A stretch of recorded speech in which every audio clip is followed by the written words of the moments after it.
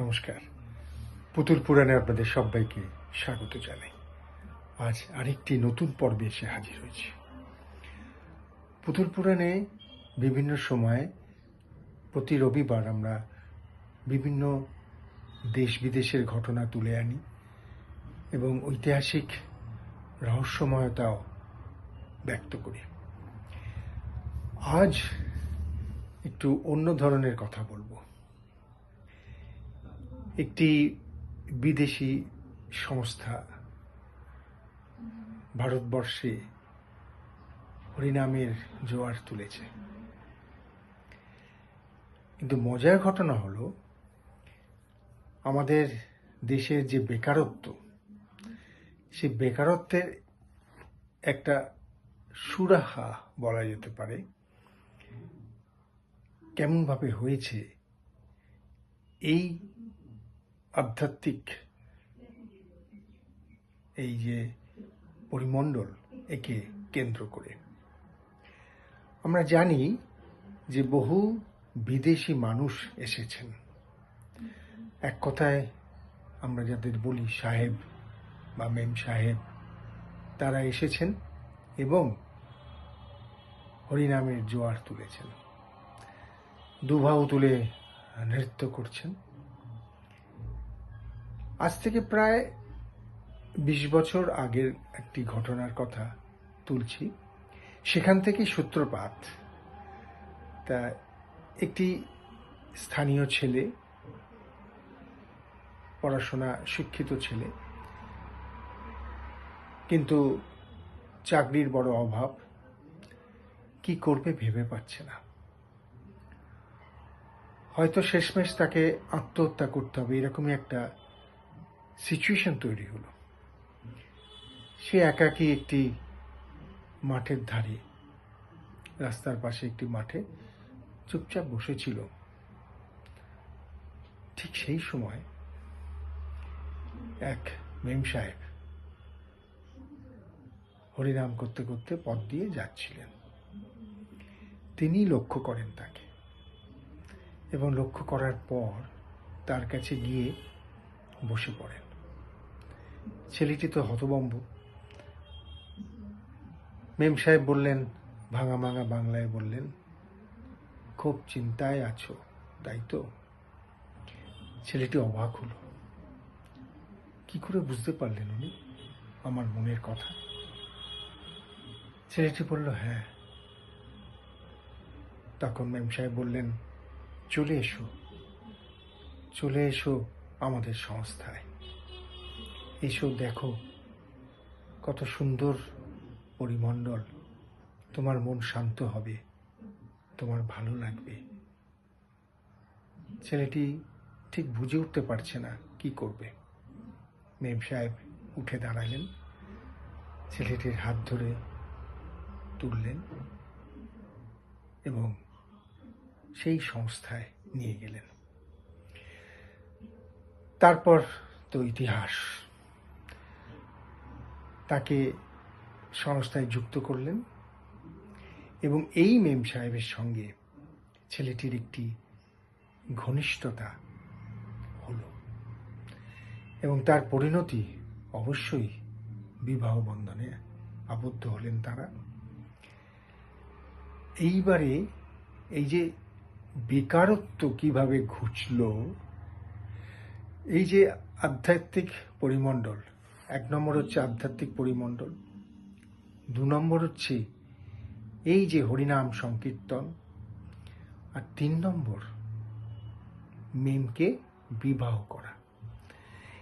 এই 3টির কারণে ভদ্রলোক মানে ছেলেটি কি পেল না, যাকে বলে রাজত্ব এবং রাজকন্যা। কিভাবে পেল? মেমকে বিয়ের পর এক সময় মেম তাকে নিয়ে গেল তার দেশে, অস্ট্রেলিয়ায়, এবং সেখানে সে বেশ কিছুদিন ছিল।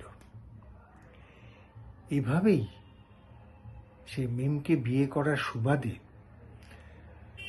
এই আধ্যাত্মিক পরিমণ্ডলের পাশাপাশি সে কিন্তু একটা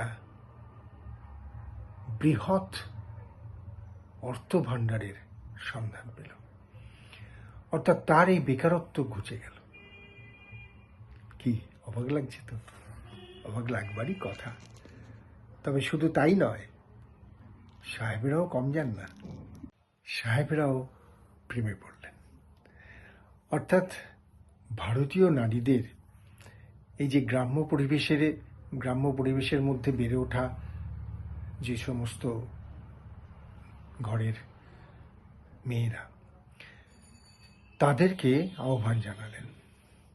তারাও একে একে এসে জড়ো হলো এই সংস্থায়, এবং এভাবেই সেই গ্রামের ছোট্ট ভগ্ন কুটিরে আবির্ভাব ঘটল সাহেব জামাইয়ের। তাদেরও আর্থিক উন্নতি ঘটল। এই পথ দিয়ে পরবর্তী পর্যায়ে বহু বেকার ছেলে জড়ো হয়েছে সংস্থায়। হরিনামের পাশাপাশি আধ্যাত্মিক প্রেমের যে জোয়ার, তাতে গা ভাসিয়ে তারা নিজেদের পরিবারকে সমৃদ্ধ করেছে। এরকম ঘটনা